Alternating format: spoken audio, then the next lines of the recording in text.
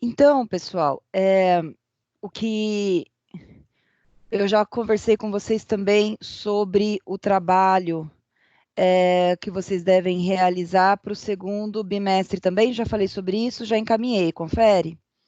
Confere. Tá, então não preciso mais falar sobre provas e trabalhos, já está tudo explicadinho, bonitinho, ótimo. Fiquem atentos aí, pessoal, em relação aos prazos, tá bom? Para envio dos trabalhos. Lembrando que todo trabalho deve ser enviado para o e-mail dos representantes de sala, tá bom? Não me mandem diretamente no meu e-mail, porque eu me perco, é muita gente. E aí, quando os representantes me encaminham, fica realmente bem mais fácil. Eu quero pedir também, pessoal, em relação. Ai, gente, só um minutinho, minha cachorra tá louca aqui de novo, peraí.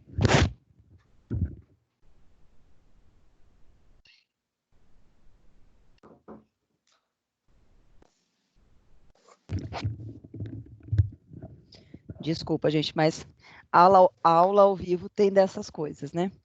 Então, eu vou pedir para que vocês, ao encaminharem os trabalhos para os representantes de sala, que vocês, por favor, enviem em documento do Word, tá bom? Eu sei que às vezes é mais fácil enviar pela nuvem, eu tive essa dificuldade, principalmente aí com o pessoal do terceiro semestre, tá? Para mim, fica mais fácil se vocês enviarem em documento, aí em arquivo, e o representante depois junta, né, todos esses trabalhos e me encaminha em arquivo também, tá bom? Então, isso facilita bastante para mim. Muito bem, então a gente pode... Ô, Pois Thaís, não? Oi, bom dia, tudo bem? bom dia, tudo bem, e você? Bem, obrigado. Só uma dúvida. Ontem nós recebemos do representante aqui, falo pelo terceiro, o tema do trabalho. É impressão minha ou é uma sequência do mesmo tema do bimestre passado? É uma sequência. O que que aconteceu? No primeiro bimestre, vocês fizeram uma linha do tempo sobre a história da psicologia de maneira geral, certo? Uhum. Então, do surgimento da psicologia enquanto ciência Isso. na Europa, né, até os dias Uhum. atuais. Para este trabalho, eu estou pedindo para que vocês façam, mas agora não em forma de linha do tempo, mas sim em forma de texto, tá bom? Um trabalho sobre a psicologia no Brasil, em especial no Brasil. Então, vocês vão fazer uma pesquisa, vão pesquisar pela Aham. internet, vão pesquisar em Sim. livros, sobre como foi o desenvolvimento da psicologia no Brasil. Por quais etapas ela passou, quais são os principais nomes, como se deu, né, o crescimento e o desenvolvimento da psicologia no Brasil. Tudo Ok. bem? Belezinha. Então tá bom. Ok. Acho que a diferença básica é que agora vocês vão especificar sobre a psicologia no Brasil. Tudo bem? Tudo bem, tudo bem. É que no outro também havia colocado como se deu a Uhum. psicologia de uma maneira geral, mundo e também Brasil, né? Então esse agora é especificar só Brasil. Sim, só que vamos só entender uma coisa. No primeiro, era uma linha do tempo. Então, quando a gente fala sobre uma linha do tempo, a gente costuma colocar um evento e uma data, né? Então, Sim. é mais ou menos em tópicos, certo? Uhum. Agora, eu estou pedindo para que vocês façam um texto. Então, um texto, eu espero que vocês façam uma pesquisa que é mais profunda, Ok. tá? Então, vocês vão realmente pesquisar como se deu essa história, por quais etapas a psicologia no Brasil passou, quais foram as dificuldades. Vocês vão perceber, por exemplo, que o desenvolvimento, a história da psicologia no Brasil passou por etapas diferentes da que ela passou na Europa, tá? Então, são essas questões que são específicas da psicologia no Brasil que são importantes. Tanto é, gente, que assim, eu deixei para vocês falarem sobre a psicologia no Brasil nesse trabalho, é um trabalho que vale mais pontos, né? Ele tem uma pontuação maior, porque É importante vocês conhecerem a história da psicologia geral, mas a psicologia no Brasil tem aí uma relevância maior para nós. Tudo bem? Ok, agora eu entendi, que eu estava meio confusa também nesse trabalho. Tá, ok. Se vocês tiverem mais alguma dúvida, precisar de mais alguma dúvida, podem me mandar por e-mail, tá bom, gente? Sem problema nenhum. Tá certo? Tá bom, obrigada. De nada. Tudo bem, obrigado. Nada. Vamos então, vamos começar a aula de hoje, então? Todo mundo aí com cadernos, caneta na mão, para a gente fazer algumas anotações que eu considero importantes, para que a gente tenha aí um resumo.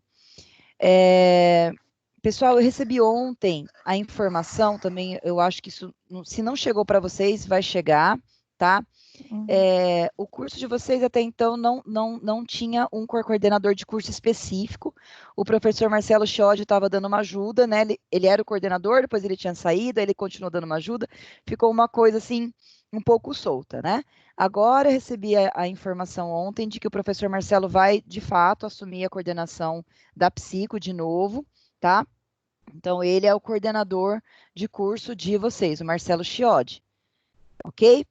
E cabe também falar, né, para vocês que a prova de vocês, a segunda prova, provavelmente, acho que quase que certo, que ela vai continuar aí nesse modelo remoto, virtual, muito parecida com a primeira prova. Tá bom, gente? Então, a gente vai seguir aí o mesmo perfil. Tudo bem? Tranquilos? Muito bem. Então, vamos lá. Anotem, pessoal, o título da aula de hoje, que é a Psicologia da Gestalt. Psicologia da Gestalt, aula 3.3. Pessoal, é importante que vocês saibam que, além deste nome, Psicologia da Gestalt, vocês podem também encontrar um outro nome para esse conteúdo da aula de hoje, que é Teoria da Gestalt. Então, quando a gente fala Psicologia da Gestalt ou Teoria da Gestalt, a gente está falando da mesma coisa, ok? E tem uma diferença quando a gente fala em Gestalt terapia, ok? Então, uma coisa é uma coisa, outra coisa é outra coisa. Psicologia da Gestalt ou teoria da Gestalt são sinônimos. Quando a gente fala em Gestalt terapia, é uma outra coisa, é uma prática clínica derivada da psicologia da Gestalt, ok? Porém, a Gestalt terapia, como eu disse, ela é uma prática clínica, ela surge depois, ela não aconteceu junto com o desenvolvimento da psicologia da Gestalt. Nós iremos conversar sobre a Gestalt terapia, se eu não me engano, é na próxima aula, preciso até olhar aí o cronograma de aulas, mas se eu não me engano é na próxima aula, quando a gente for falar sobre as abordagens humanistas em psicologia, e aí a gente vai entrar em Gestalt terapia, tá? Então, por enquanto, eu quero que vocês compreendam que existe essas diferenças de termos, tá? Muita gente confunde, achando que é a mesma coisa, e não é. Tudo bem até aqui? Muito bem. Eu gostaria de solicitar, como sempre, um auxiliar de leituras para os meus slides, tá? A Kátia, coitada, acaba sempre me auxiliando nisso, não sei o quanto que isso é agradável para você ou não, Kátia. Se você quiser continuar, o seu som é ótimo, acho que ajuda bastante. Se alguma outra pessoa quiser participar também, será muito bem-vinda, tá? Tem alguém que pode ler? Posso tentar, professora. Aline também? Tá. A gente vai aí, pessoal, então eu vou pedir para a Aline ler, né, para outras pessoas poderem participar. Se a gente vê que, de repente, o áudio não está tão bom, porque a gente sabe que essa questão do áudio tem muito a ver também com a internet, né, que às vezes em alguma região tem mais tem uma conexão melhor, outras não. Aí se da Aline, de repente, começa a falhar, a gente troca, tudo bem? Combinado? Combinado. Professor, Então, vamos... Oi, quem me chama? a Cátia. Oi, Cátia. Acho que tem 2 ou 3 alunos que estão esperando aprovação. Se você puder fazer, por favor, que mandaram aqui no grupo. Acho que Então, a mas Natália, o Carlos. para mim não está aparecendo. Ixi. Eu vou pedir para eles tentarem entrar de novo, então. Pede para eles tentarem entrar de novo, porque não está aparecendo aqui para mim. Tá bom, obrigada. Nada. Deixa eu até ver aqui, mas... Ops.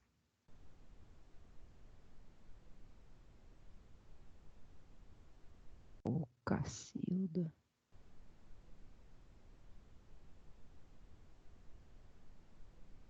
Bom, vocês estão aí ainda, gente? Sim. Tá. Estamos aqui. Sim. Então tá, pede para eles entrarem de novo, tá? Porque realmente não tá aparecendo para mim aqui o pedido para entrar. Beleza. Vamos lá. Vamos lá, Aline. Vamos lá. Tá em branco ainda, tá? Não apareceu o texto ainda, não. Ainda não apareceu? Não. Para ninguém apareceu? Para mim apareceu. Pra mim, tá uma nuvem meio branca. Peraí, professora. Deixa eu entrar de novo para ver se atualiza. Deixa eu ver. Não, ainda tá, tipo, só a imagem branca. Ué? Tá. Enquanto, às vezes demora um pouquinho e depois aparece. Eu vou pedir só para a gente não ter muito atraso. Então, para a Kátia começar a ler, tá? Aí, a hora que você conseguir, você me avisa, tá bom, Aline? Tá certo, professora. Vamos lá. Introdução. Na época de surgimento da Gestalt, início do século XX, estava ocorrendo uma mudança muito importante nos Zeitgeist. confundo essa palavra. Zeitgeist. Principalmente no campo da física. O pensamento mecanicista estava deixando de ser o principal para dar lugar ao pensamento das relações de força, geralmente invisíveis, como a eletricidade e o magnetismo. Lembrando que, na psicofísica, a física foi uma ciência bastante influente na formação da psicologia. Na psicologia, a Gestalt simboliza essa passagem no pensamento do objetivismo para a relação de forças. O início dessa ideia se deu através de uma experiência vivida por Marx. Não precisa ler o sobrenome alemão dele. Ele viajava de trem quando se deu conta que, ao mudar o foco do seu olhar, tinha uma impressão de que a paisagem lá fora se movia. Começou, então, um experimento laboratorial juntamente com seus colegas, todos os alemães. Kurt Kofka. Kohler. Kurt Kofka e Kohler, que são alguns nomes aí importantes da Gestalt, tá? Okay. Muito bem. Pessoal, primeira coisa que eu gostaria que vocês anotassem aí no resuminho de vocês é sobre o início, tá? Então, o surgimento da psicologia da Gestalt se deu no início do século XX, ok? E o que estava acontecendo no mundo, né? Qual que era o Zeitgeist que estava acontecendo no mundo, na Europa em especial? O que acontecia de importante que marca o contexto do nascimento da Gestalt? É essa questão das descobertas relacionadas à física, tá? Então, um pensamento mecanicista, nós já estudamos isso, lembram-se?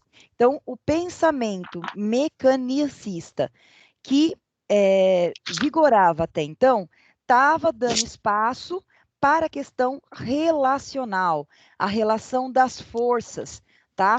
Então, forças o quê? Mas não eram forças físicas que nós poderíamos ver fisicamente, eram aquelas forças invisíveis. Então, tais como a eletricidade e o magnetismo, tá? Então, a descoberta dessas forças e o trabalho a partir dessas forças estavam influenciando o pensamento Zeitgeist do mundo naquela época, ok? Então, o que que acontecia? Os pesquisadores daquela época começaram a ficar muito interessados nessas questões. Quando a gente fala de Gestalt, uma palavra que precisa estar bem clara na cabeça de vocês é a palavra percepção, tá? Então, percepção, vejam bem, percepção não é sinônimo de Gestalt. Não é que Gestalt quer dizer percepção. Quer dizer que a palavra percepção acompanha, tá? Está muito atrelada, está muito relacionada à teoria da Gestalt. Então, a gente vai falar muito sobre essa questão da percepção. Tudo bem?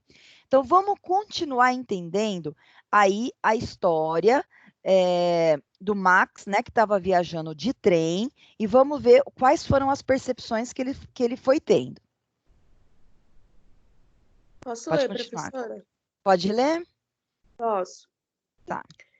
Percepção. Você se lembra de quando Descartes dizia que o sentido nos engana?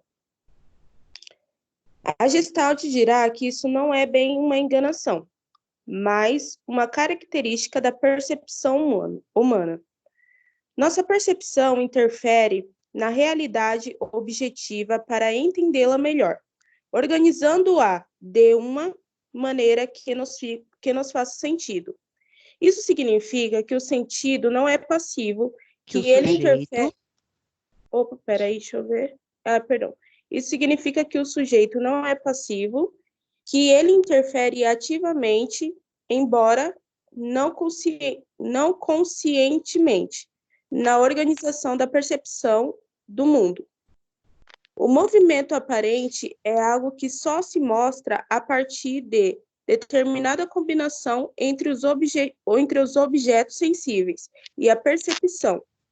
Por isso, o importante lema de Gestalt é o tempo, o todo é maior que a soma das partes. Moraes, 2007.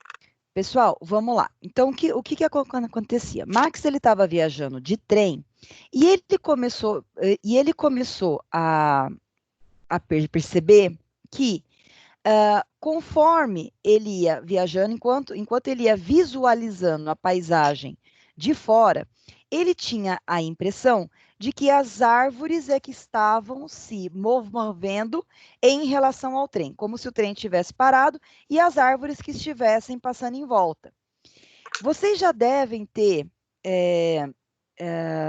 eu já passei por isso, né? Não sei se vocês já tiveram a percepção quando você está, por exemplo, no carro e parece que sabe aqueles carros, sabe guincho, quando tem um carro atrás?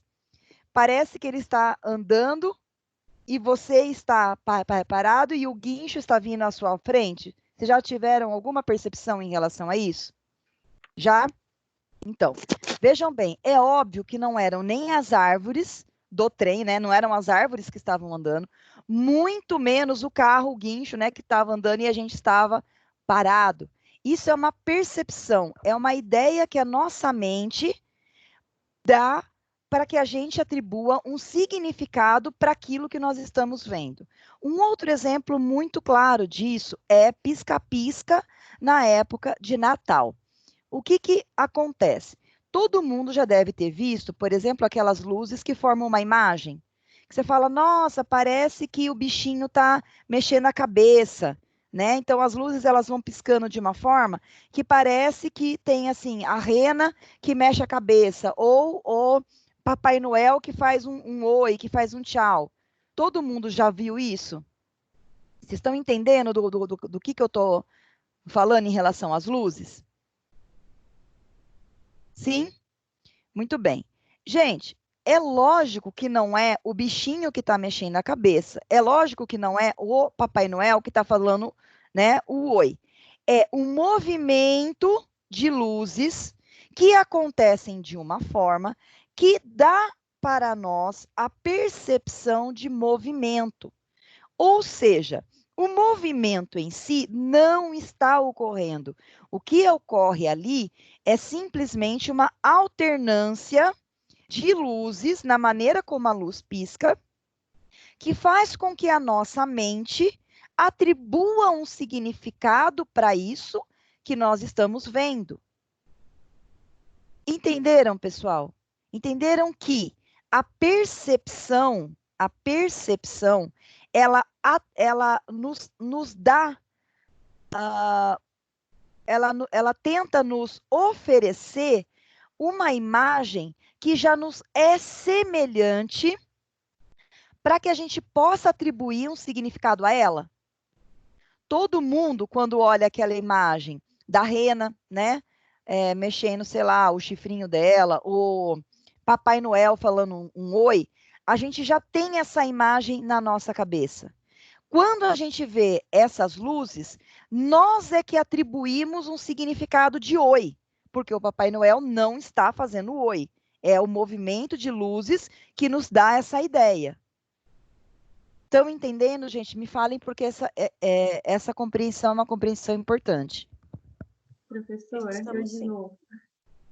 Desculpa atrapalhar o raciocínio. Não tem ninguém ainda para aceitar? Porque tem vários alunos aqui no grupo, não sei o que está acontecendo. Eu já aceitei alguns, mas não, até agora não tem ninguém aqui para eu aceitar. Não, tem. Pede para o pessoal sair e entrar de novo, tá bom? Tá bom, obrigada. Nada. Então, gente, eu queria saber se vocês estão conseguindo acompanhar o que está significando isso, tá? Não é, então, o movimento em si, mas a nossa percepção sobre o movimento que nos dá esse significado que o Papai Noel está fazendo oi. É disso que a Gestalt vai falar. Como nós percebemos o mundo, né? Qual é a nossa percepção de mundo? Me falem se vocês estão acompanhando e se está tranquilo em relação a isso. Sim, Thaís, tudo bem. Tá sim. Muito bem. Vocês se lembram que Descartes dizia, a gente já estudou Descartes em algumas aulas atrás, né? E vocês lembram que Descartes ele dizia o seguinte: devo duvidar de tudo o que eu enxergo, porque eu não sei se eu estou enxergando de fato ou se aquilo é a minha interpretação sobre aquilo que os meus olhos veem. Tanto é que Descartes depois disse aquela famosa frase: penso, logo existo. A única certeza que eu tenho é a certeza da minha dúvida. Lembram disso, gente? Sim? Muito bem. Sim. Então, o que acontece, né? Então ele vai dizer aqui, você se lembra quando Descartes dizia que os sentidos nos enganam? Então, a Gestalt ela vai dizer que não é que eles te enganam, né? Não é que os sentidos nos enganam, mas essa questão de nós interpretarmos aquilo que os nossos olhos veem é uma característica da percepção humana. Tudo bem? Então, escrevam aí, a nossa percepção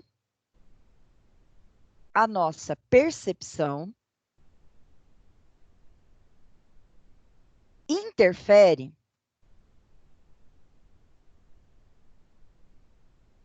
na realidade objetiva.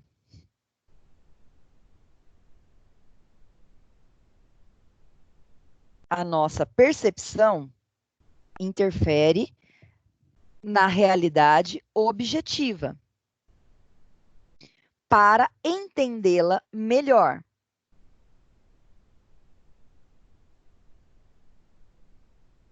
Vírgula, organizando-a de uma maneira que nos faça sentido.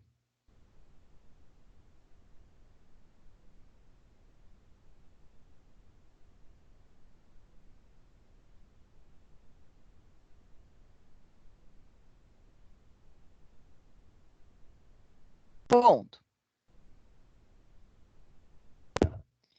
O movimento na outra linha. O movimento aparente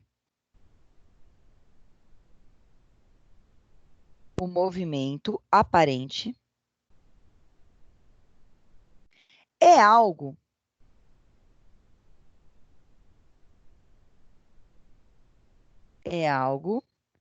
que só se mostra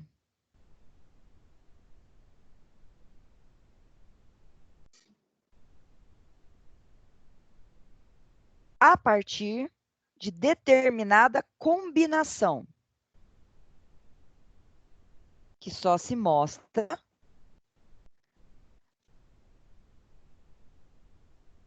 a partir de determinada combinação em objeto e a percepção.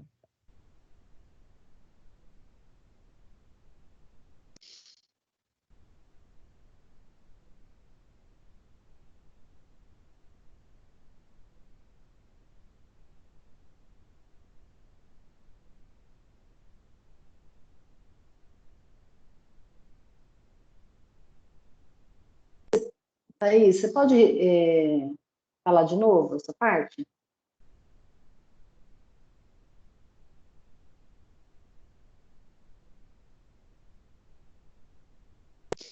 Bom,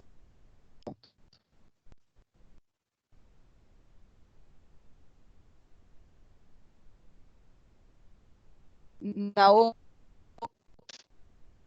linha. Tá travando.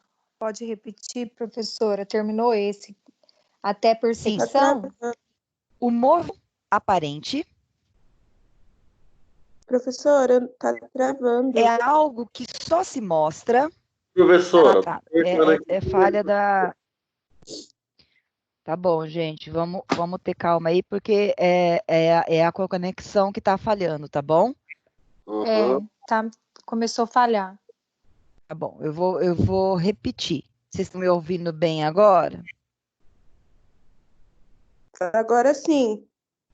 agora eu tô. Tá. Vamos lá, então. O movimento aparente. Só. Tá indo? É só a imagem. A imagem, senhora, mudou? Não. Ah, tá. Só para saber. Era percepção. Gente, só para vocês entenderem, o que eu estou falando é o que está escrito. Vejam lá, no último parágrafo, tá vendo aqui a parte, o movimento aparente? Acharam? Isso. Isso. Eu estou falando essa parte, tá bom? Tá bom. Então, o movimento aparente é algo que só se mostra a partir de determinada combinação entre os objetos e a percepção.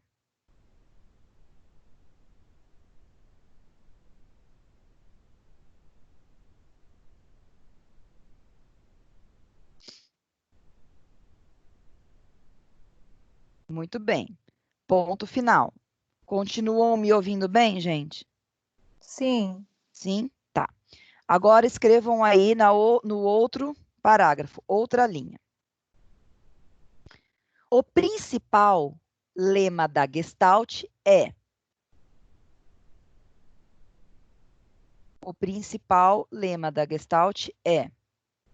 o todo é maior que a soma das partes.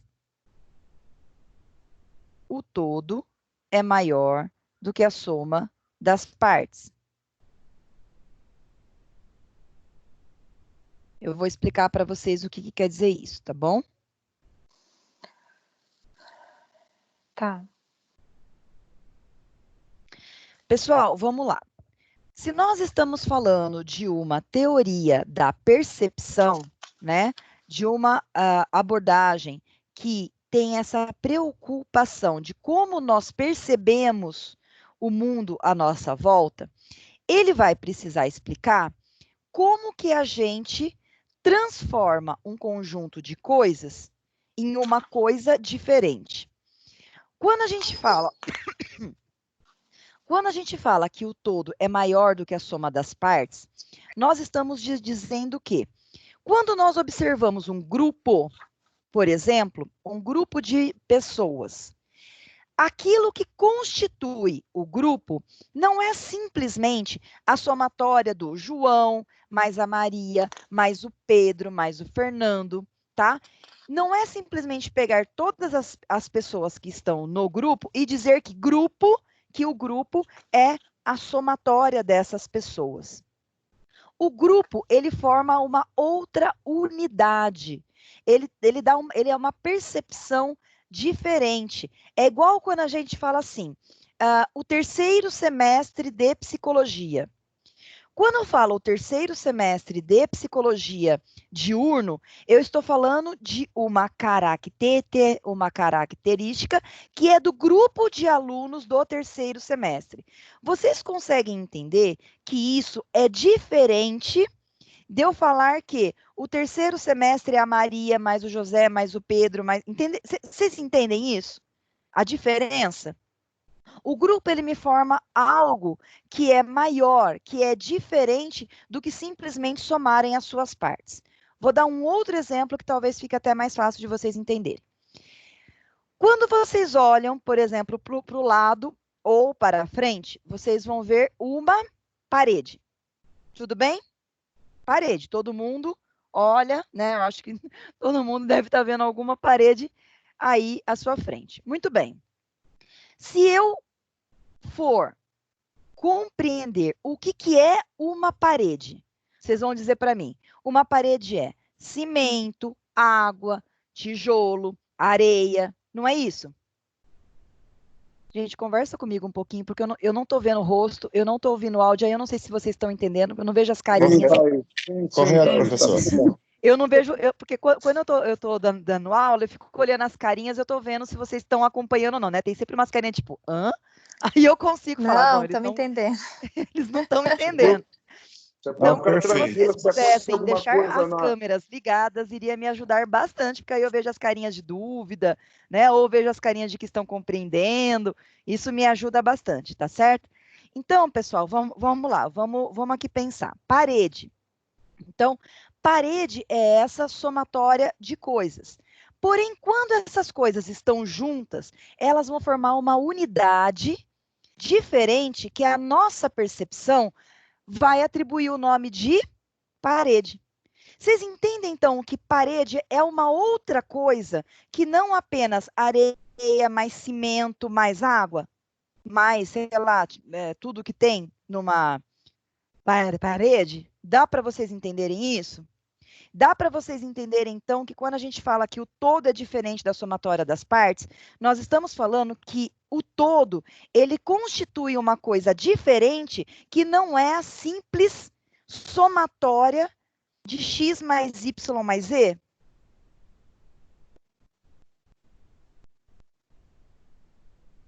Sim.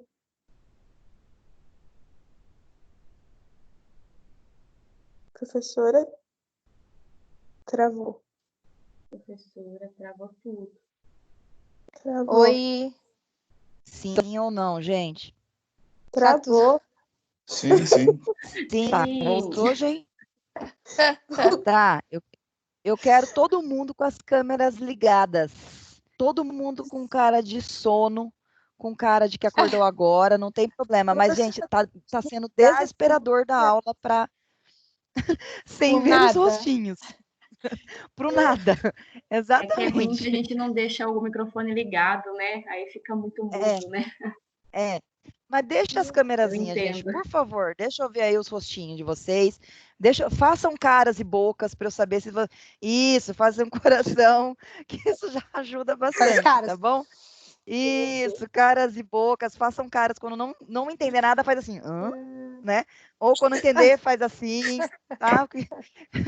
Isso me ajuda bastante, tá bom? Então, esse conceito, pessoal, não desliguem as câmeras, hein? Fica com a câmera ligada.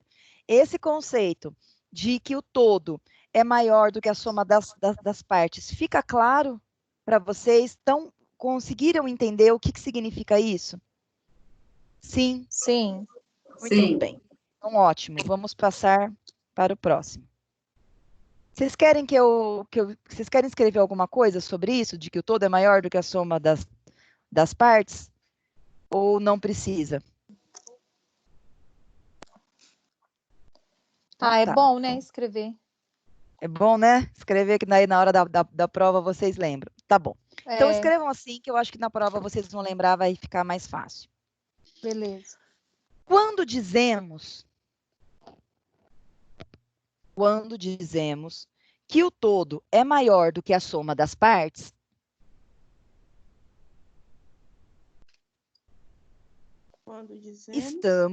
Quando dizemos que o todo é maior do que a soma das partes, estamos dizendo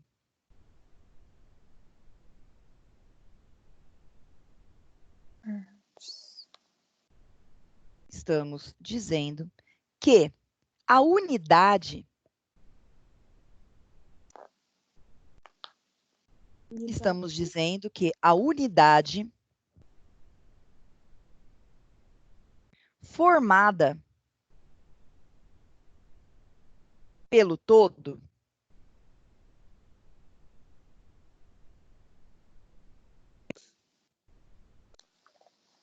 é algo diferente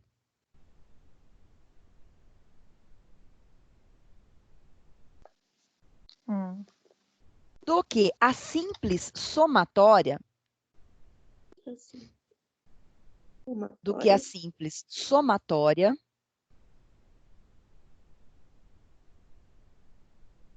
das partes que constituem este todo.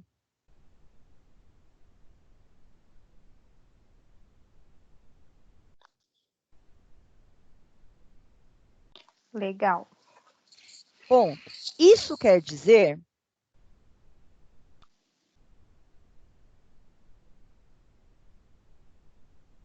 que teremos uma percepção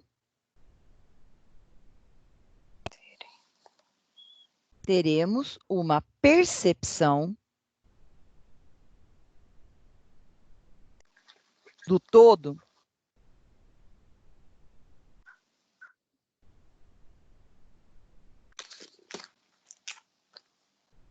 que é diferente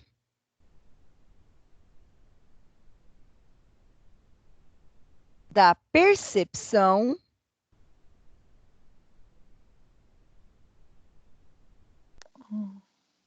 que temos das partes. Ponto final. Ficou claro, gente? Conseguiram acompanhar? Agora, escrevendo, às vezes fica mais claro, né? Isso, é melhor para a gente estudar para a prova. Eu sempre acho isso, né? Que o resuminho no caderno é uma delícia na hora da prova. Muito bem, continuemos. Ok. Fenômeno não é pi, tá? É fi. Se pronuncia fi. Se escreve pi, mas se pronuncia fi. Certo. Pode ler? Pode. Fenômeno φ é um movimento aparente que ocorre devido à organização da percepção e não à movimentação real dos objetos. Esse é o fenômeno comum quando são instalados pisca-piscas na época de Natal. As luzes sempre dão a impressão de estar em movimento, mas sabemos que as lâmpadas são fixas e não saem do lugar. O que ocorre, portanto, é uma ilusão de movimento ou movimento aparente. Se nenhum objeto externo poderia provocar essa ilusão, então não há outra hipótese senão essa ilusão ser fruto da percepção do sujeito. Muito bem. Escrevam aí. Fenômeno φ.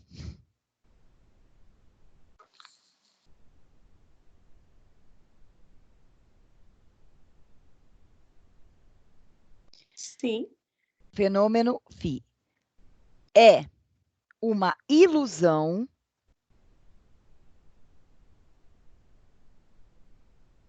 é uma ilusão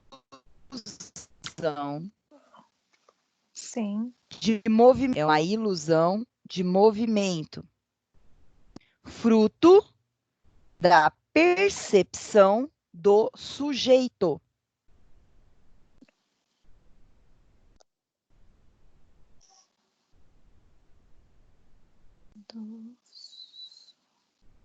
Ok.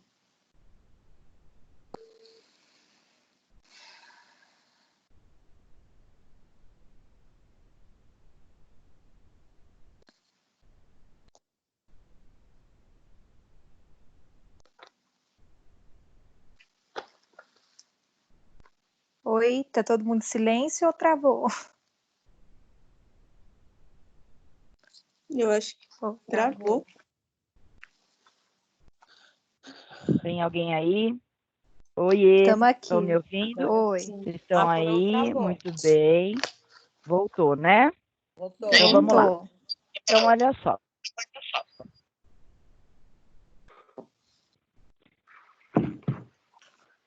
A palavra se escreve Professora, tá falhando. Tá falhando, tá travando. com G. Deu Mas corona. tudo bem? O áudio, E o agora, áudio gente? aí está travando, professora. Devido eu aos sei, inúmeros, só para ajudar, devido aos inúmeros áudios aí abertos na sua tela aí, você consegue Vamos fechar. fechar. Tá. Vamos ver se agora melhora. Tá todo mundo conseguindo me ouvir agora, gente? Deixem as câmeras ligadas para fazer joinha. Isso. Oh, mas é engraçado que na sala de aula ninguém é tímido, né? Todo mundo conversa, todo mundo fala. Aí aqui fica tudo com vergonha de deixar a câmera ligada. Ninguém quer aparecer na Rede Globo. Muito bem, Aline. Só tem eu e você. Se eu não vou filmar, vocês colocar tudo lá no YouTube. Muito bem. Tá melhor Professora, a dignidade tá zero, professora. Sem maquiagem. Só lavar o rosto. É assim mesmo. Gente, então eu vou pedir para que então vocês deixem o microfone aí no. Muito bem, Ricardo. Olha Travou. só. Professora, travou. Mais uma carinha para a gente ver. Travou tudo, não deu para ouvir nada que a senhora falou.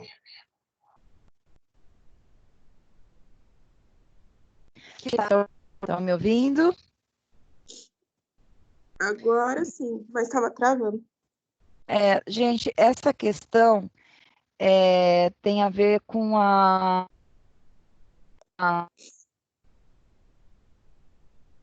nossa conexão, né, de internet. Então, é muita, só que eu aumentei, tá? Vocês imaginam que eu aumentei a minha conexão de internet para conseguir dar aula, mas mesmo assim, a coisa tá feia. Estão me ouvindo, gente? Se estiverem me ouvindo, façam joinha, falem que sim. Muito bem. Sim, Muito bom. Thaís. Então, vamos lá.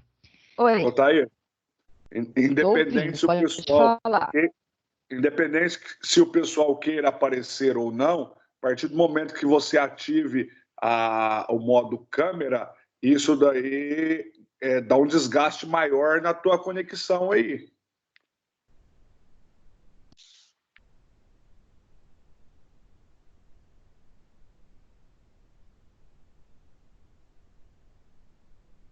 Travou de novo, né? Travou, acho que é melhor o povo deixar as câmeras tudo desligadas. Pelo visto travou de novo. Alô? Travou de novo. Na verdade, a câmera, o consumo por câmera é bem maior do que por áudio. Ai, Jesus, tá bom, gente. Desliguem as câmeras, então. Paciência, fazer o quê? Eu não sabia disso. Ninguém está querendo aparecer para a Thaís hoje. Vamos fazer rodízio de câmera. Vamos fazer pois rodízio de câmera. pra Ricardão, deixar a desliga a professora sua feliz. câmera. Ricardo Santana, desliga a sua câmera. Eu te amo, Pepe. Eu te amo. É a saudade que tá do povo. Verdade. Vamos fazer rodízio de câmera, um por vez. Sem aglomerações. Gente, Foi ótimo. Ih, travou. vamos lá. Vamos lá. Vocês estão conseguindo me Não, professora. ouvir? Não, professora, travou. Travando tudo. Ai, dureza. Tá. Peraí, gente. Parece que quando fecha as câmeras do Muita lado de calma cá, aí nessa hora, muita calma.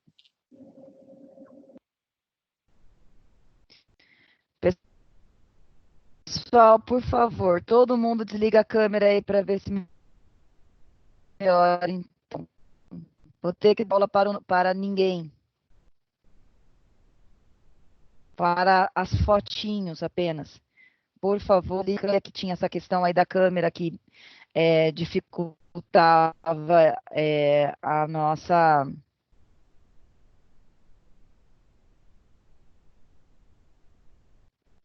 o PowerPoint, tá? Vamos ver se agora vai.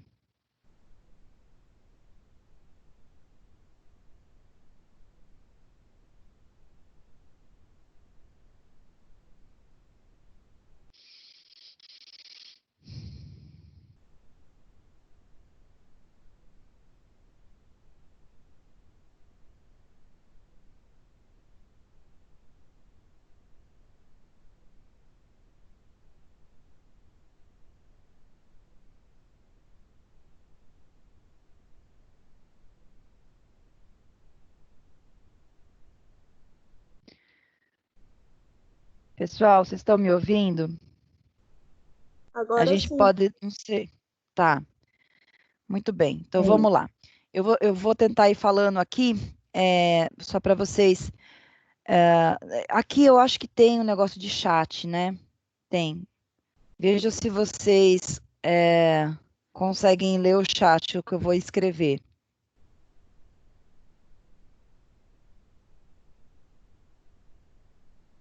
Todo mundo está vendo as minhas mensagens no chat? Não, Se tiverem... não. Tô vendo, pronto. Eu não tô vendo Não. nada. Oh, Saindo nada aqui Jesus pra nós. amado.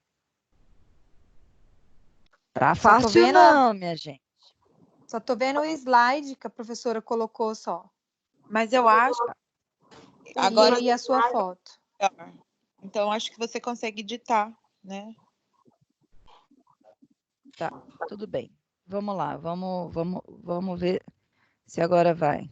Espera aí.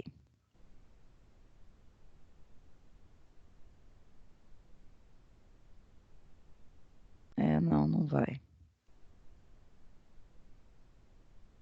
Vocês estão aí ainda? Eu não estou mais achando vocês. Sim, nós estamos. Melhorou o áudio, vai falando. Tá bom. Eu vou falando e a gente vai vendo aí o que dá, tá bom? Nós estamos por aqui, somos fiéis à sua pessoa. Tô vendo. Todo mundo aí muito corajoso aí para a gente conseguir ter essas aulas online. Vamos lá.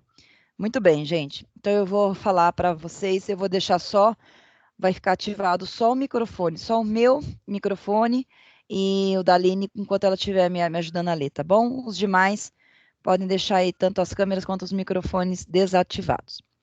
Então eu vou continuar lendo aqui, a hora que a minha voz e ela vai cansar, eu peço ajuda, tá certo?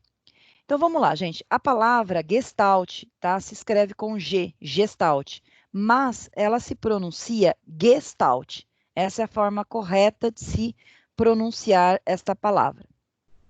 Gestalt é uma palavra alemã que não tem uma tradução direta para a nossa língua, ok?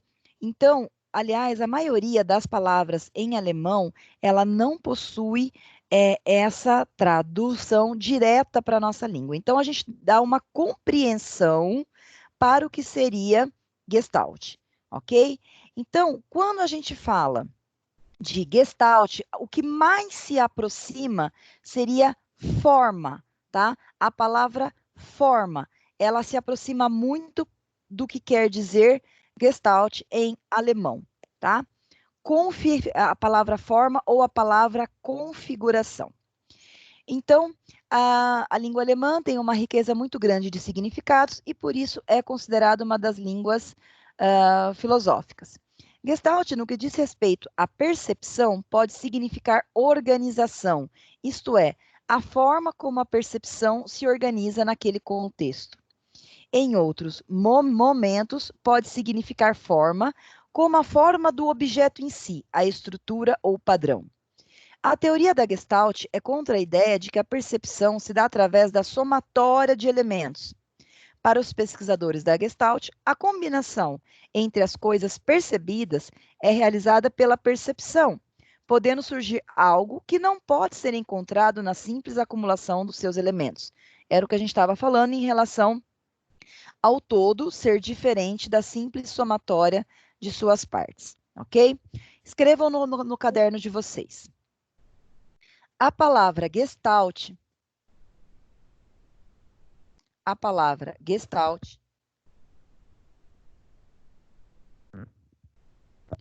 pode ser compreendida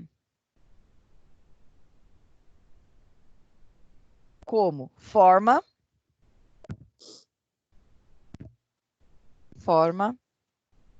configuração,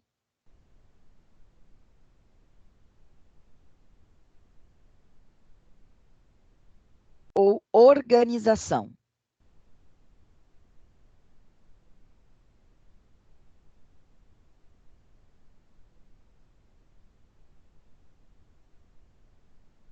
Isto é, a forma como a percepção organiza o contexto. A forma como a percepção organiza o contexto.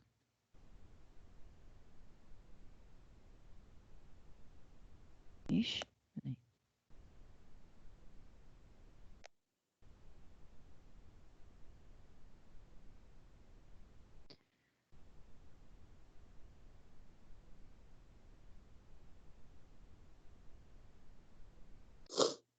Vamos lá, Aline. Pode falar. Peraí, travou. Eu aqui já tenho o slide. Qual é, professora? Depois do Gestalt, Aí vem o exemplo. né? Isso. Um exemplo simples e concreto é os... Peraí. Só um minutinho. Um exemplo simples e concreto é o seguinte. Se eu tenho tijolos, sacos, cimento e cal, areia, água e ferramentas, não tenho automaticamente uma parede. É preciso que alguém tenha o conhecimento necessário para saber a quantidade e a organização desses materiais, para transformá-los em uma parede. E esse conhecimento não está na simples aquisição do material. Pode continuar lendo ou a senhora vai ter... Tá, não, é só para vocês entenderem que esse exemplo é o exemplo que eu já expliquei, né, sobre a parede, mas está escrito aqui no slide na hora que vocês forem estudar. Tudo bem? Vamos lá, pode continuar. Pode continuar? Pode.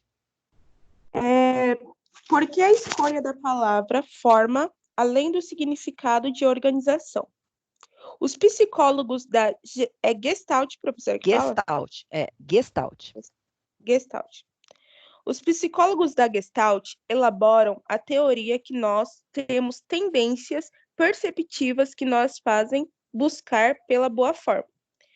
Isso significa que simplificamos, unimos e complementamos aquilo que observamos para tornar mais familiar e conhecido, fazendo sentido em relação ao conteúdo que já conhecemos.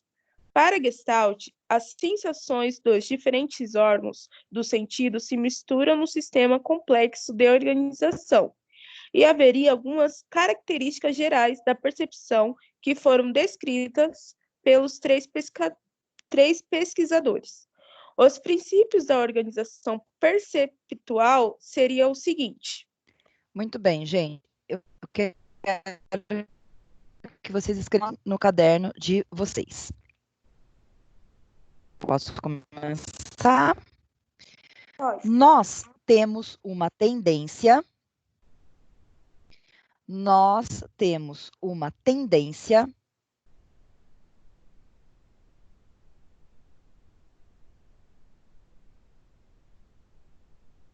perceptiva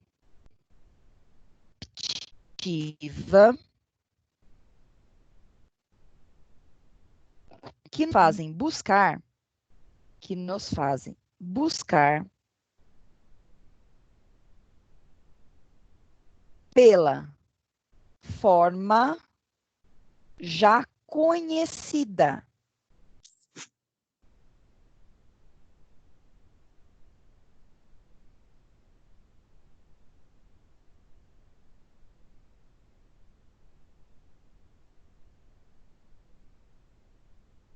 Uhum. Isso quer dizer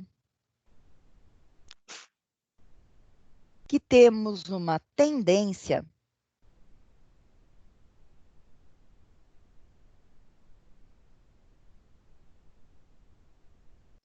a simplificarmos, unirmos e complementarmos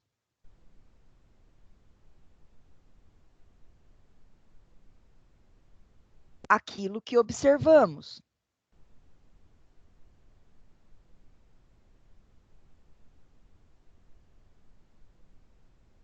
Com o objetivo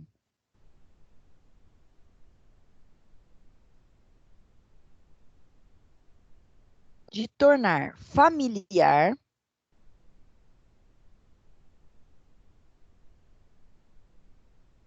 e conhecido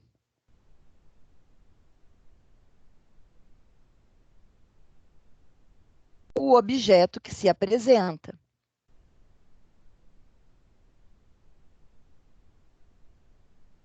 Ponto.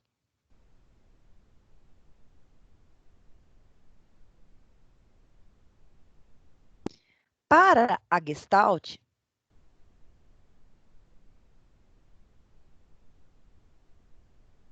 esse processo acontece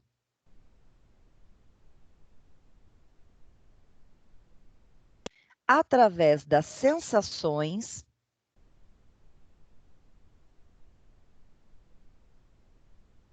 dos diferentes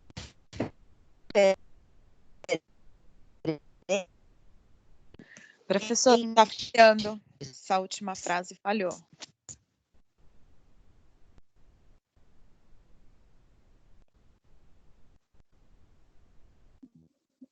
Você sumiu, professor. órgãos do sentido. Thaís, Então, oi. cortou. Consegui notar até através das sensações, ele cortou.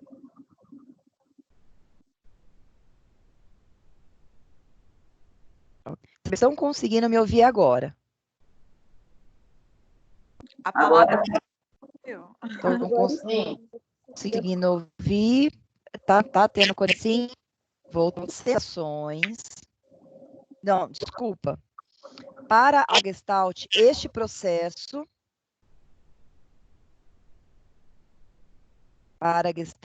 este processo acontece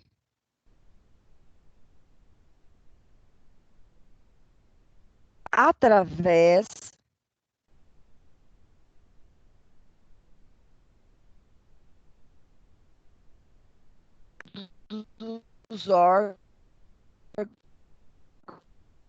dos órgãos do sentido, que se misturam em um complexo sistema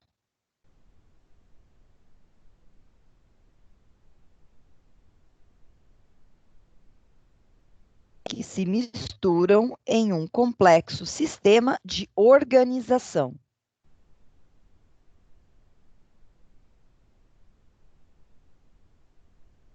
Ponto final.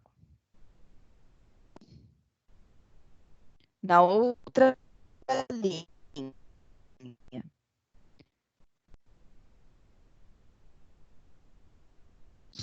Só uma coisa, gente. Até aqui, Tá travando. vocês estão me acompanhando? Não. A gente tá tentando, só que tá falhando. Ai, que coisa, né, gente? Tá. Eu acho que eu vou só explicar, tá, gente? Eu não vou mais fazer o resumo, senão a gente não vai terminar essa aula hoje. Vocês estão me ouvindo agora? Sim. Ô, professora, Sim. tem uma dúvida. Ainda tá continuando sendo gravado? Sim. Ah, tá bom, tudo certo. Tá. Sim. Tá certo. É porque não vi e eu fiquei preocupada aqui. Mas Tá sim. Muito bem, gente. Eu quero saber se vocês estão entendendo o que vocês estão escrevendo. Quero saber se vocês estão entendendo até aqui, se vocês estão acompanhando. Sim? Tá. Sim. Agora nós vamos falar sobre alguns princípios da organização perceptual segundo a Gestalt, tá? Então, a minha ideia, eu acho que vocês devem só escrever esse título, que são os princípios da organização perceptual. Os princípios da organização perceptual.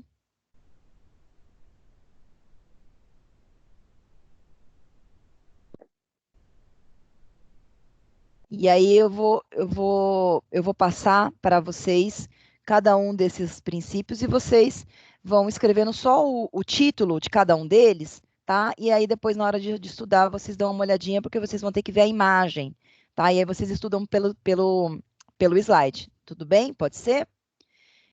A minha dica para vocês é escreverem assim, escrever, né, os princípios da organização perceptual, e aí abram um parênteses ou escrevam embaixo, verificar as imagens no slide, que é para vocês lembrarem de olhar a imagem no slide. Tudo bem? certo. O primeiro, pessoal, o primeiro princípio que nós temos é o princípio da proximidade, ok? O que quer dizer este princípio? Que nós temos a tendência de agrupar as partes que estejam próximas no espaço ou no tempo. A nossa cabeça, o nosso olhar e a nossa percepção tende a formar dois grupos a partir da imagem que se apresenta. Se nós formos fazer uma análise das partes dessa imagem, o que nós temos? Bolinhas, concordam? O que se apresenta ali são bolinhas que seguem uma sequência. Mas qual é a tendência na primeira hora, quando a gente bate os olhos nessa imagem? A percepção que a gente tende a ter é que existe um grupinho formado por bolinhas que formam 3 fileiras e um outro grupinho que formam 2 fileiras. Conseguem ver isso? Sim. Sim. Este é o princípio da proximidade. Nós temos uma tendência, a nossa percepção tem uma tendência de aproximar aquilo que é semelhante dentro do espaço ou do tempo, tá certo? Então, como existe ali um espaço, né, um pouquinho maior entre a terceira fileira e a quarta fileira de bolinhas, nós formamos na nossa percepção um primeiro grupo que forma 3 fileiras e um segundo grupo que forma 2 fileiras. Este é o princípio da proximidade. Então, ele diz que nós tendemos a agrupar partes que estejam próximas, ok? Depois, nós temos um segundo princípio, que é o princípio da continuidade. E o que vai dizer o princípio da continuidade? Tendemos, né, a seguir uma direção para ligar os elementos de forma que pareçam sem interrupção, conforme a figura. Quando a gente olha para essa imagem, a nossa percepção transmite para o nosso cérebro a imagem de um rostinho sorrindo. Sim ou não? Todo mundo consegue ver isso? Sim. Sim. Por que é que nós fazemos isso? Porque já existe uma imagem de rostinho na nossa cabeça, né? Aí a gente tende a perceber, a percepção é de dar uma continuidade, tá? Para os pontos que aparecem, de forma a formar alguma imagem que já nos é semelhante, tá? Então, o princípio da continuidade, ele vai dizer isso. Tendemos a seguir uma direção para ligar os elementos de forma que eles pareçam sem interrupção, para que assim possamos reconhecer algo que nos é familiar. Tudo bem, gente? Esse é o princípio da continuidade. Temos também o princípio da semelhança. E o que vai dizer o princípio da semelhança? As partes parecidas tendem a ser unidas, criando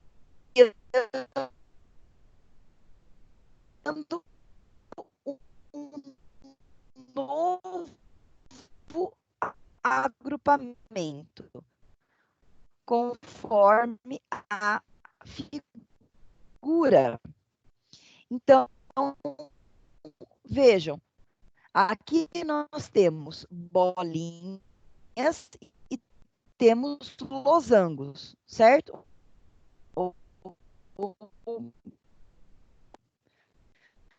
De uma maneira mais técnica, né? Nós temos círculos e longos. Sim ou não? Quando a gente bate o olho nisso, automaticamente por aquilo que é igual daquilo que é. Então, aqui nada conheçam como familiar nessa imagem? Não, certo? O que nós fazemos é apenas formar um agrupamento. E aqui nós vemos um agrupamento de bolinhas e um agrupamento de losangos, tá? Então, as partes semelhantes a gente tende a visualizar junto e as partes diferentes nós tendemos a visualizar separadamente. Tudo bem? Ok. Temos aqui, gente, o princípio do preenchimento, ok? Completamos os espaços faltantes das figuras para que se aproximem de formas mais conhecidas. Muito bem. Todo mundo aqui, eu acho que está conseguindo visualizar um círculo e um retângulo. Sim ou não? Nós só vemos um círculo e um retângulo porque nós temos uma tendência a preencher, a visualizar essa imagem como se ela tivesse completa, como se ela tivesse preenchida. Mas, de fato, ela não está preenchida. De fato, nós não temos um círculo. De fato, nós não temos um retângulo. O que nós temos é uma sequência de risquinhos, que a nossa mente, pelo princípio do preenchimento, nos causa a percepção de estarmos vendo retângulo e círculo. Estão me acompanhando? Sim. Sim. Okay. Sim. Esse é o princípio do preenchimento. Temos o princípio da simplicidade ou pregnância, tá? O nome é sinônimo, simplicidade ou pregnância. Buscamos a boa gestalt, simétrica, simples e estável, mesmo que ela esteja apenas sugerida e com vários detalhes ao redor, conforme a figura. Eu quero saber, pessoal, se vocês conseguem visualizar aqui 2 triângulos. Conseguem? Todo mundo consegue ver que existem 2 triângulos? Sim. 2? Sim, sim. Sim? Muito bem. Sinto informar que nós não temos 2 triângulos. Nós temos apenas um triângulo, tá? Essa imagem do triângulo branco que vocês estão vendo, ela é fruto da percepção de vocês. É fruto da ilusão que a sua mente tende a dar. Porque, na verdade, nós não temos nenhum triângulo. O que é um triângulo? Para ter um triângulo, precisa ter 3 partes, concordam? Observem que mesmo o risquinho é composto por 2 partes. São 2 risquinhos e não 3. E eles estão abertos. Percebem isso, gente? Sim. Então, olha só como isso nos engana, né? Vejam como a nossa percepção, ela nos fornece uma ilusão de algo que já nos é reconhecido, tá? Então, todo mundo aqui viu dois triângulos, mas na verdade não existe nenhum. É fruto da nossa percepção. O que nós temos são 3 conjuntos de 2 pauzinhos unidos. Mas vejam que, na verdade, é a nossa percepção que nos dá a ideia de triângulo, porque nós tendemos a formar imagens ou figuras semelhantes. Ok? Nós temos também o princípio da figura e fundo. Acho que todo mundo já deve ter visto, né, essa imagem aí do cálice, né, ou dos 2 rostos, né, um de frente para o outro. Todo mundo consegue ver essa imagem do cálice ou do vaso, né? Aí também vai muito de como você percebe. Que nós podemos ver o preto, a imagem de um vaso, e no branco a imagem de 2 rostos, um de frente para o outro. Sim. Sim, muito bem. Esse é o princípio da figura e fundo. E ele vai te dizer: o objeto observado ou parte do objeto observado, ao receber mais atenção e foco da percepção, é chamado de figura. Aquilo que você está vendo. Então, se você olha para o preto e você está vendo o cálice, a isso nós damos o nome de figura, ok? Quando você olha para o branco e você vê os 2 rostos, então o branco se torna figura e o cálice se torna fundo.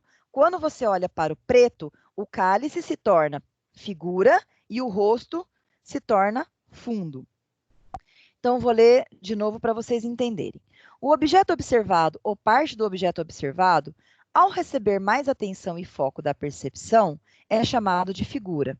Porém, os outros objetos ou partes não deixam de existir, tornando-se fundo. No entanto, podemos alterar o foco, transformando em figura outros objetos ou parte, tornando todo o restante fundo. Os estudos da Gestalt geraram várias figuras ambíguas, ou seja, que podem ser diferentes dependendo da parte eleita como foco, conforme a figura. Quando o meu foco é o preto, eu vejo o cálice. Quando o meu foco é o branco, eu vejo o rosto. Em outras palavras, quando a minha percepção está no preto, o cálice se torna figura e o rosto se torna fundo. Quando a minha percepção está no branco, o rosto se torna figura e o cálice se torna fundo. Então, o que ele vai dizer é que existe um movimento entre figura e fundo, dependendo de onde está o meu foco.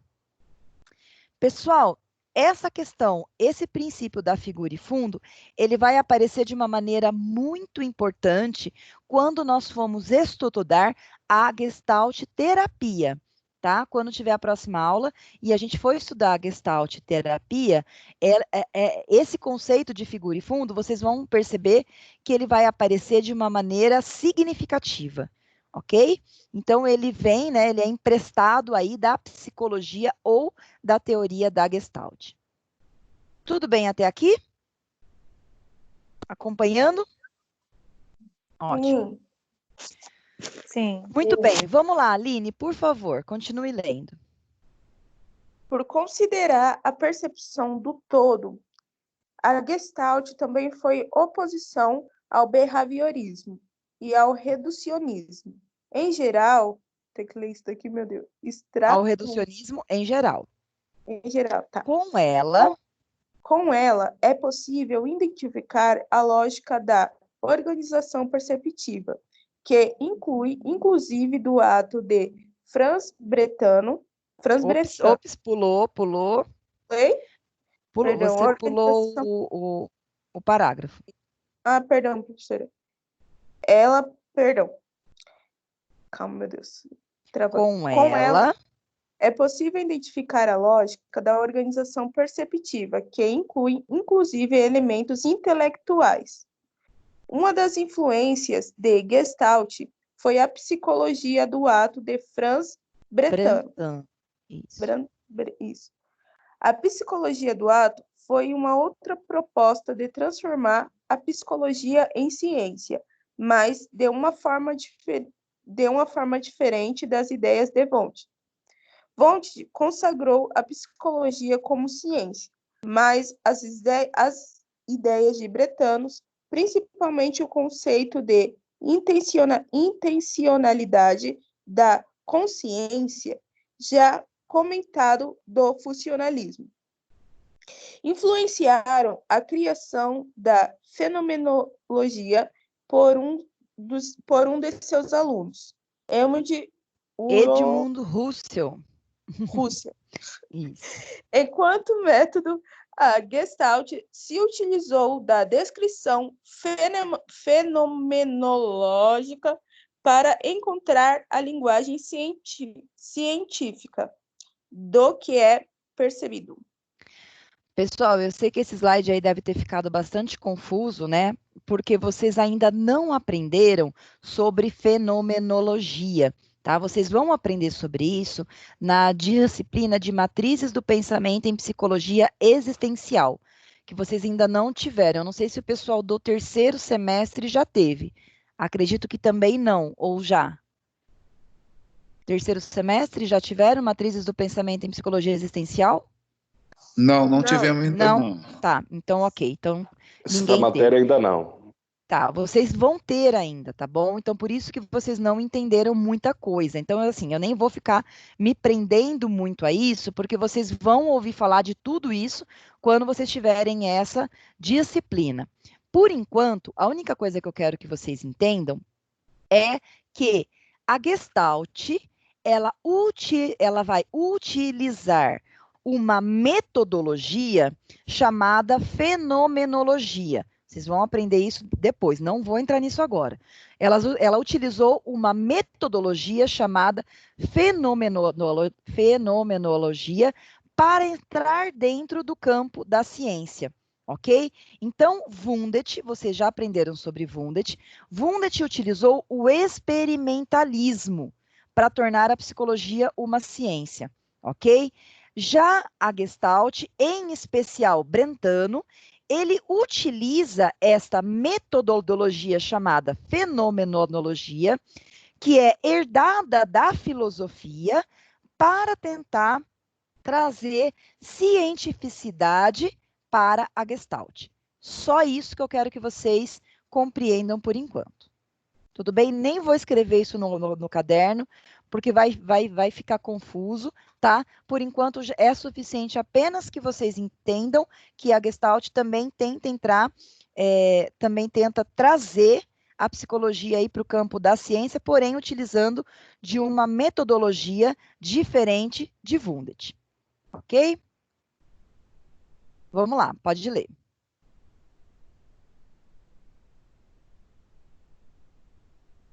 Kátia, você quer continuar lendo? Acho que a Aline caiu a conexão. Lê pra gente, por favor. Professora. Oi. Ah, você tá aí? Cadê? Não, é porque tá tudo branco. Tá, tudo bem. Eu vou pedir para Kátia continuar lendo, tudo bem? Tudo bem. Vamos lá, Kátia, por favor. A Gestalt considera que a percepção se dá pelas relações entre os objetos e não pela sensação individual de cada elemento. Não é difícil perceber, por exemplo, que mesmo que mudemos o ângulo de observação de um objeto ou o tom de uma música, não acreditamos que seja outro objeto ou outra música. A alteração também pode ser de tamanho ou brilho. Isso se chama constância perceptual, ou seja, mesmo quando algumas qualidades do objeto sejam alteradas devido ao ponto de vista, não implica impressão de que o objeto seja outro. A partir do seu lema de que o todo é que define as partes, ou seja, de que a percepção se dá do todo para as partes, os pesquisadores da Gestalt estenderam o lema para estudos sobre a aprendizagem, a memória, as relações motoras, etc. As partes, por sua vez, se voltam para o sentido comum, definido pelo todo. Muito bem. O que quer dizer isso, pessoal? Eu acho que seria legal vocês escreverem assim no caderno de vocês. A Gestalt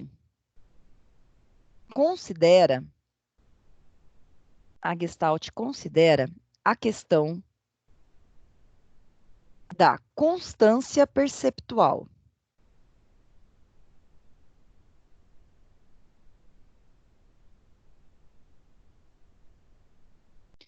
A questão da constância perceptual. Isso quer dizer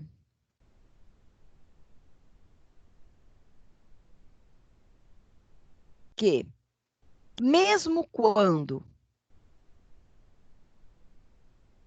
algumas qualidades do objeto são alteradas,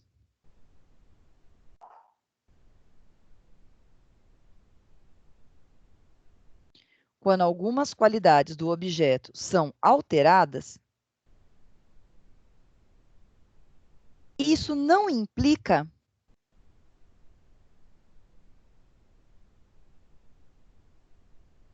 alteração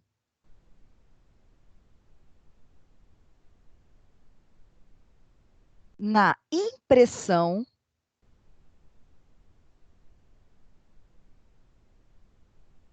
que o sujeito tem do objeto. Ponto final. Deixa eu só explicar aqui para vocês o que vocês escreveram. É mais ou menos o seguinte. Imagina, pessoal, que vocês estejam carregando um saco de arroz de 5 quilos, tá? Você está, então, lá com o saco de arroz de 5 quilos na sua mão. Você está sentindo aquele peso.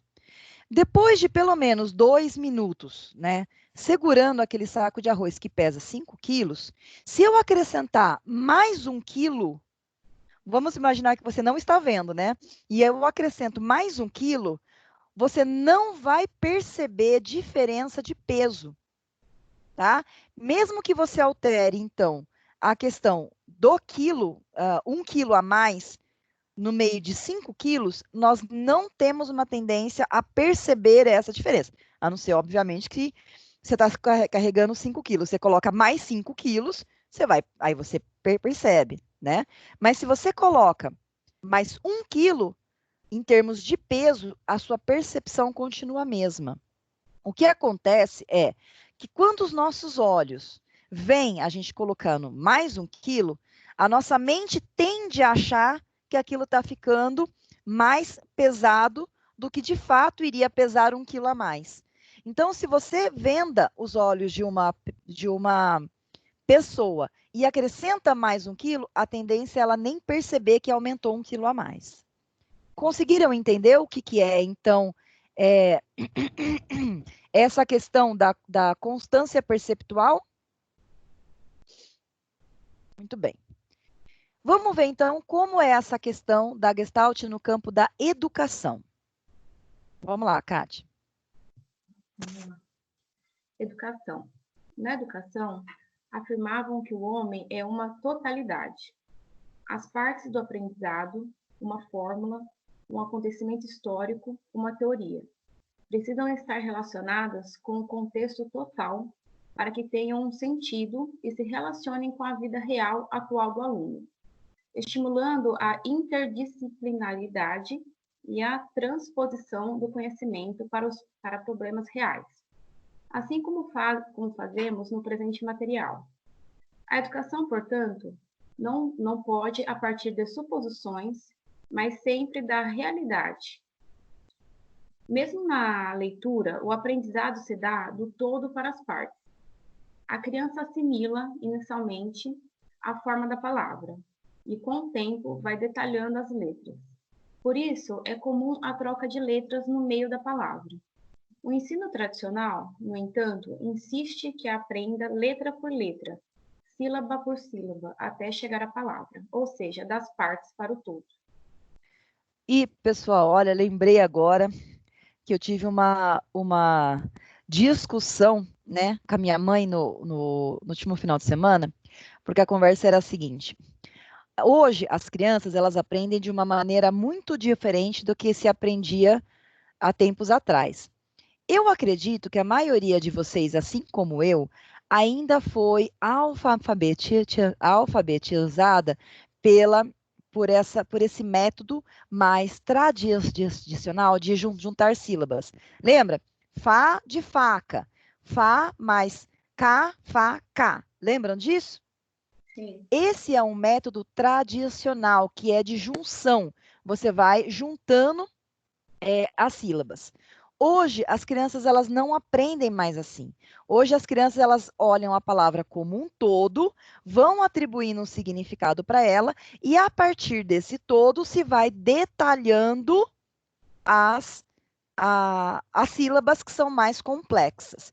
Então, a criança ela vai aprender, ela vai olhar, ela não vai aprender fá de faca, ela vai aprender faca. Então, ela vai olhar para aquela palavra e vai ver que aquilo quer dizer faca. Depois que ela vai vendo que, tá, F mais A mais C mais A, faca. É um processo inverso, é do todo para as partes, e não da parte para o todo, como acontecia tempos atrás. Isso é uma aplicação da teoria da Gestalt na educação. Fica compreendido isso, gente? Sim. Sim? Sim. Ótimo. Sim. Vamos ver, então, sobre o conceito de insight. Eu continuo ou a Aline quer continuar? Aline, você quer continuar? Você já está conseguindo visualizar? Acho que não. Sim. Sim? Então, vamos Sim. lá, Ali. Insight, como que fala? Insight. Insight. Insight. Isso, insight. Outro conceito bastante conhecido da Gestalt é que influenciou a psicologia como um todo, tornando-se uma palavra comum. É o conceito de Insight. insight. Esse fenômeno foi bastante estudado por Kohler em sua observação de resolução de problema por macacos numa ilha africana. Kohler percebeu que quantos animais tinham em seu campo de visão, todas as ferramentas para resolver o problema. Ele o resolvia após um tempo.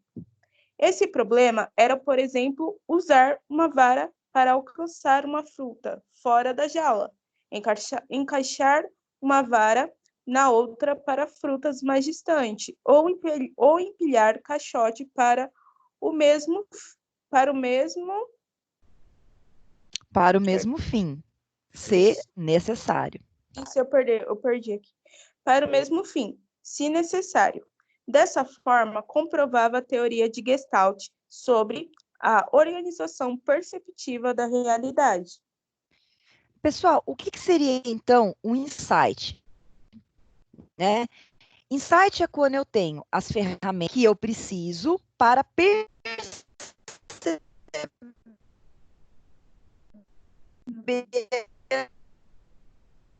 alguma coisa.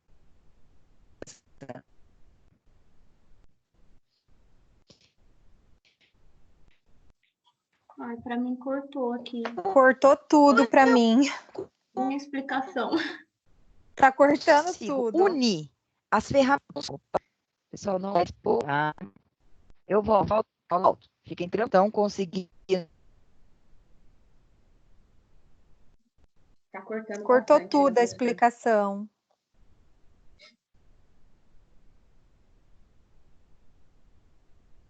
Eu vi agora.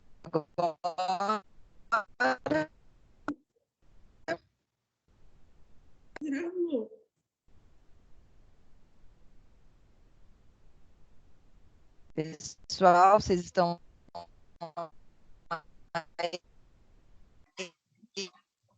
Tá oscilando, professora. Vai e volta. Se vocês tá? E agora, como é que tá? Acho que voltou. Voltou? Acho que Voltou. sim. E agora? Sim, agora sim. Vamos Tá. tentar novamente. Vamos lá que eu vou repetir para vocês conseguirem entender. Entender. O conceito de insight, ele quer dizer o quê? Quando eu tenho as ferramentas que eu preciso para conseguir atribuir, o insight ele acontece quando eu atribuo um significado para as ferramentas que me estão disponíveis. Então, é mais ou menos o seguinte. Os macacos, por exemplo, tinham diversas varas próximos dele dentro da jaula, tá ok? E próximo dessa jaula tinha algumas árvores com algumas frutas. Essas ferramentas, essa vara, ela não estava montada, elas estavam espalhadas. Os macacos precisaram montar uma vara na outra para que ela ficasse maior e assim eles conseguissem pegar a fruta. Quando eles se deram conta de que eles podiam unir essas ferramentas, unir essas varas uma na outra e assim alcançar o seu objetivo, nós dizemos que aí, nesse instante, os macacos tiveram um insight. Compreenderam? Então, o insight é quando eu consigo unir as ferramentas que eu tenho, que estão ao meu redor, e dou um sentido para elas. Quando eu consigo juntar as peças e falo, tá, posso fazer assim. E aí eu atribuo um significado e utilizo este significado. Então, eu tenho um insight. Fica claro, gente, isso para vocês? Gente, vocês estão me ouvindo? Mais ou menos. Tá, então eu vou explicar uma outra vez. Vamos imaginar o seguinte. Você teve...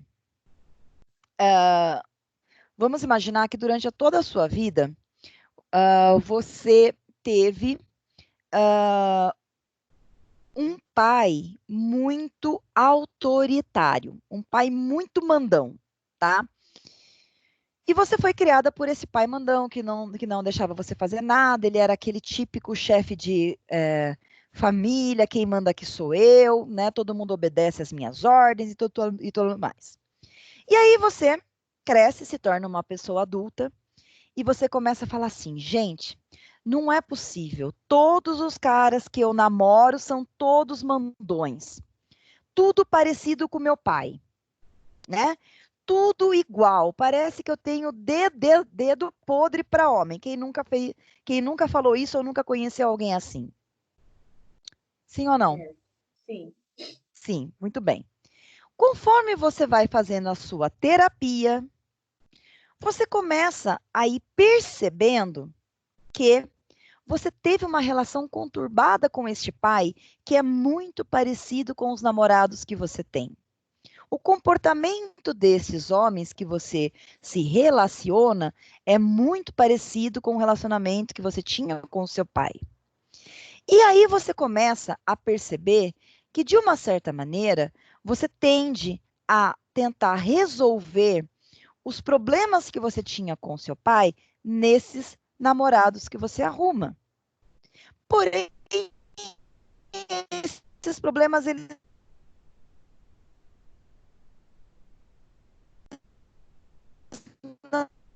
não se resolvem com os que você busca, ou que você se... Ao perceber, ao unir todas essas informações e atribuir um sentido para isso, você teve um insight. Consegue entender? Esse processo de reunir essas ferramentas, essas informações que estão à sua volta e dar um sentido para ele, nós damos o nome de Gestalt. Desculpa, nós damos o nome de insight. Sim ou não, gente? Falem comigo. Agora ficou mais claro. Fica mais claro? É que eu não queria dar essa explicação muito clínica por enquanto, porque a gente vai ver isso mais em Gestalt terapia, tá? Mas só para vocês entenderem aí qual é a ideia de insight. Tudo bem? Obrigada. Nada. Eita.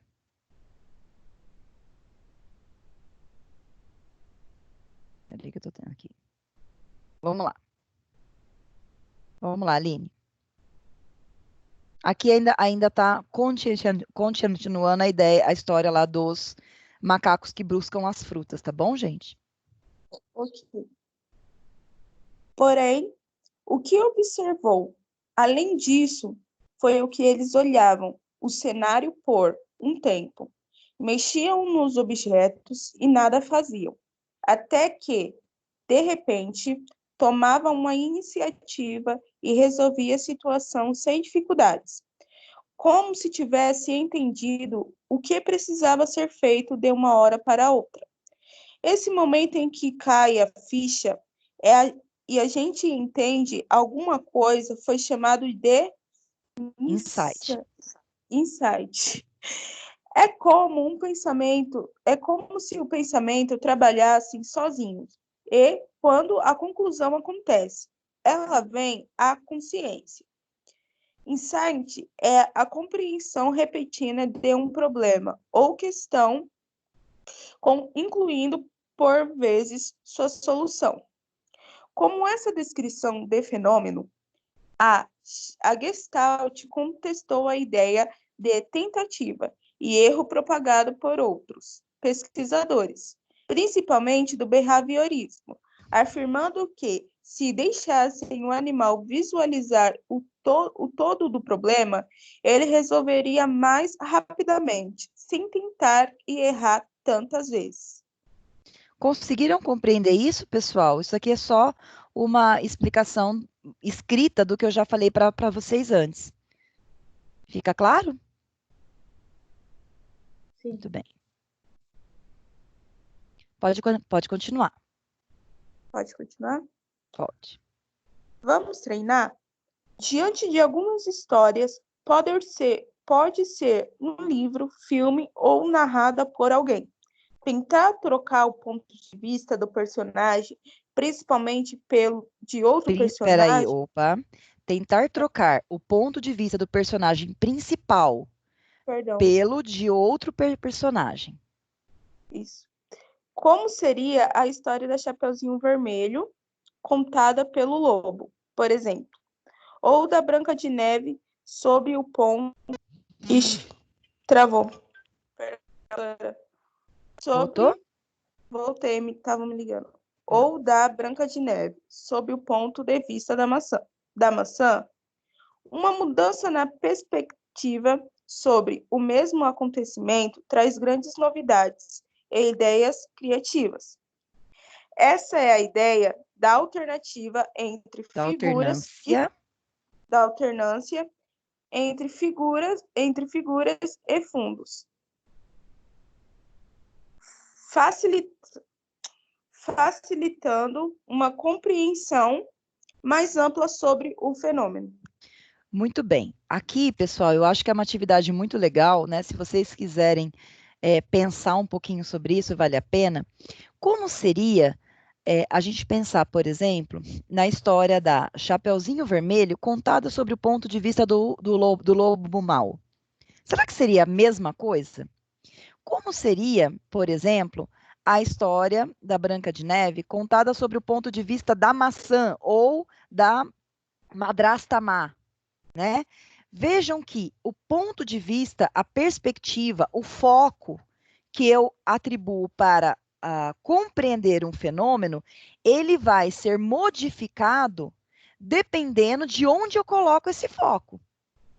A minha percepção sobre as coisas, e a minha compreensão sobre as coisas, elas vão alternando dependendo de qual é o foco que eu coloco sobre essas coisas. É isso o que a Gestalt quer mostrar. Ficou claro para vocês, pessoal? Sim. Sim? Ficou alguma dúvida sobre isso? Esse era o tópico que eu queria passar para vocês na aula de hoje. Professora, Pois não. é a Kátia. Oi, Kátia. Mais ou menos, isso seria algo quando a gente fala assim, que a gente tem que tentar olhar também o ponto de vista do outro? Sim, porque sempre que você olhar o ponto de vista do outro, você vai ver as coisas por um outro prisma, tá? Vai te dar um outro viés. A percepção, quando você está brigando com alguém, por exemplo, você está numa discussão, o que as pessoas mais querem, o que elas mais tendem a fazer, é tentar passar o ponto de vista dela, a percepção delas sobre o contexto, para o outro. E a briga, ela acontece porque um não consegue enxergar o ponto de vista do outro. Porque a percepção de um não é igual à percepção do outro, tá? Então, eu quero falar depois, né, um pouco melhor para vocês, como que se aplica tudo isso na prática clínica. Mas primeiro eu preciso que vocês entendam esses conceitos mais teóricos, tá? Porque aí a gente vai entender como se dá a aplicação disso na Gestalt terapia. Tudo bem? Tudo bem. Muito bem. Alguém tem mais alguma dúvida? Não? Eu tenho dúvida, mas não é sobre a matéria. Qual que é a sua dúvida? Professora, é porque eu não estive na aula passada, né? Mas a realizações das provas vai ser por aqui ou tipo, a gente vai voltar? Eu não sei se a senhora tem essa informação. Nós não temos ainda nenhum prazo de volta, né? Nós temos que entender o seguinte, né, gente? A faculdade precisa seguir o que a lei manda, né? E nós, por enquanto, nós não temos o aval do governo para voltarem às aulas presenciais. E eu acho que a gente só volta em agosto, tá? Eu acho. Então, as provas de vocês vão seguir o mesmo modelo das provas B1, tá? Então, a B2 e o trabalho vai seguir o mesmo modelo, o mesmo estilo. Tá certo, professora. Obrigada. Tá bom? De nada. Mais alguma dúvida, pessoal? Não? Tranquilos? Então tá bom. Tranquilo, gente, uma boa semana para todo mundo. Bom meio, né? A gente está ainda no meio da semana. Não se esqueçam, pessoal, por favor, acessem o AVA, façam as atividades de pré e pós-aula, lembrando que isso vale ponto. Não se esqueçam disso. Combinado? Combinado. Obrigada. Boa semana, então, e até quarta-feira que vem. Beijos. Obrigada. Até mais, gente. Tchau, tchau. Beijo para todos. Estou morrendo de saudade de todos vocês. Ai, eu também sinto maior saudade de todo mundo.